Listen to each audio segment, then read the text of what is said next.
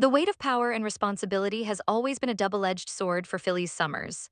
As the interim head of Chancellor Industries, a position she had never expected to hold, Phyllis now finds herself tangled in a dangerous game of manipulation, threats, and family ties. It's the kind of chaos that Victor Newman thrives in, and now his latest move threatens to test Phyllis in ways she could never have imagined. Victor's decision to kidnap Jack Abbott and use him as a pawn to secure Chancellor has thrown the entire Abbott family into turmoil. Diane Jenkins Abbott, heartbroken over her husband's abduction, sees only one solution: Billy Abbott must give in to Victor's demands. However, there's a major issue with that plan. Billy Abbott doesn't have the power to make such a decision. The finalization of his contract had been delayed, and Phyllis remains the one who controls the Newman empire, including the future of Chancellor. This twist is one that Victor never saw coming, and it could make his sinister plot much harder to pull off. Phyllis, though, isn't as easily intimidated as Victor believes. While he tries to manipulate the Abbotts by holding Jack captive, Phyllis isn't convinced by his threats. She knows Victor's tactics all too well, and despite the high stakes, she's steadfast in her belief that Jack's abduction is another one of Victor's mind games. Phyllis, having seen his manipulations firsthand, knows he would never go so far as to hurt Lily Winters or the twins, and she's determined that Kane Ashby won't fall for the deception.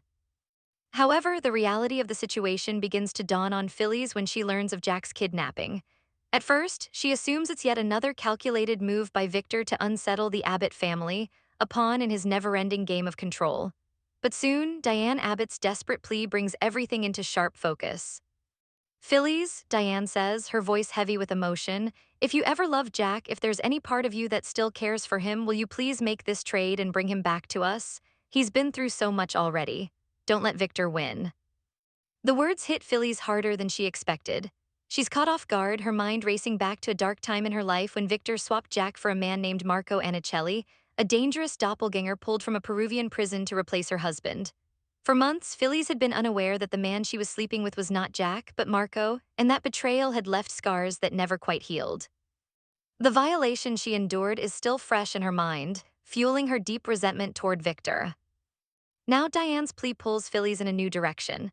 She finds herself at a crossroads, torn between her desire to help Jack, who's been taken yet again, and her overwhelming need for revenge against the man who had humiliated her so many years ago. The old wounds rise to the surface, and Phyllis struggles to reconcile her emotions. Does she help Jack and reunite him with his family, or does she use this moment to force Victor to pay for what he did to her all those years ago? As Phyllis wrestles with the emotional turmoil of her decision, the pressure begins to mount.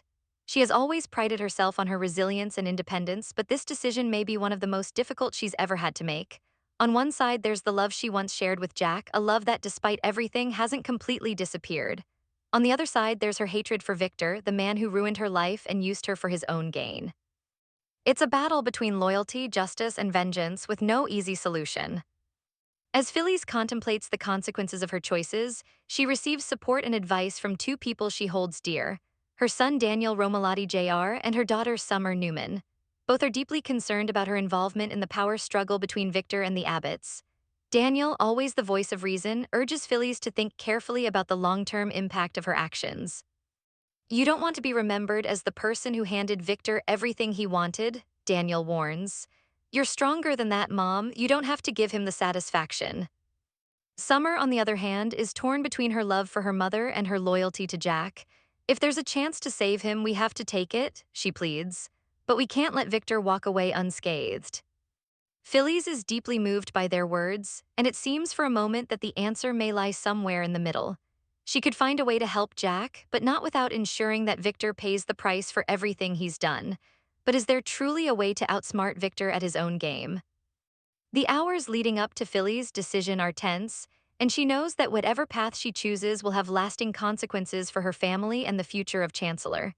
She considers the possibility of offering up the company to Victor, handing him the victory he craves, but only under her own terms, terms that would secure her future in the process. As Phyllis begins to draft a response to Victor's ultimatum, she knows this decision will be far-reaching. She has always had a sharp mind for business, but this time it's not just about the company. It's about what she stands for, what she's willing to sacrifice, and whether she's ready to let go of the ghosts of her past. In the end, Phyllis makes a choice, but it isn't one she can make lightly. She agrees to trade Chancellor, but only if Victor promises to release Jack and keep his hold on the Abbott family in check. It's a risky move, one that could either save Jack or lead to further manipulation from Victor. Phyllis isn't naive enough to believe she's won, but she's determined to play the game on her own terms. As for Victor, he may have won this round, but Phyllis is already plotting her next move, knowing that the power dynamics between them are far from settled. In the aftermath of the deal, Jack is freed, and the Abbotts are reunited, but Phyllis knows the battle is far from over.